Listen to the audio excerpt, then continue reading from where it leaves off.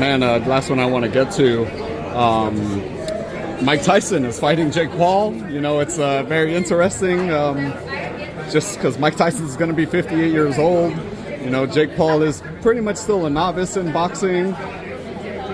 What's your take on it? What's Jim Lampley's take on that? Well, it's not a legitimate boxing match in my view. And it's not a legitimate boxing match for all the reasons that you just mentioned. I don't have to recite them. I'm like most people in our business in that I love Mike. He's a very dear old friend. I began calling boxing matches on television when I was assigned at ABC to cover Mike's first on-air exposure against Jesse Ferguson.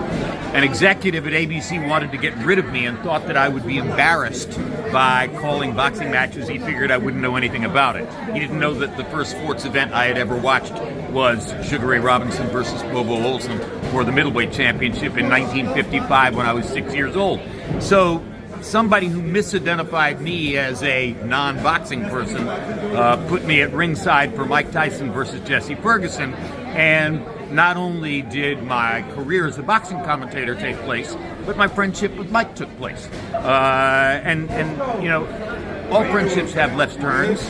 We had a little wiggle here and there, but by and large, I love him. I have tried to be loyal to him as a friend, and I know that he's been loyal to me as a friend. So my biggest hope is that Mike Tyson walks out of that ring healthy and in good shape to go forward in his future.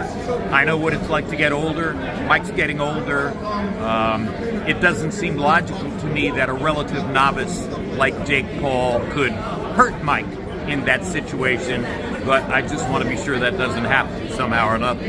Do you think it will? Do you think No, I think Mike knocks out Jake Paul. I think I'm an optimist about it. I think Mike knocks out Jake Paul in a couple of minutes, and we don't have to worry about it anymore.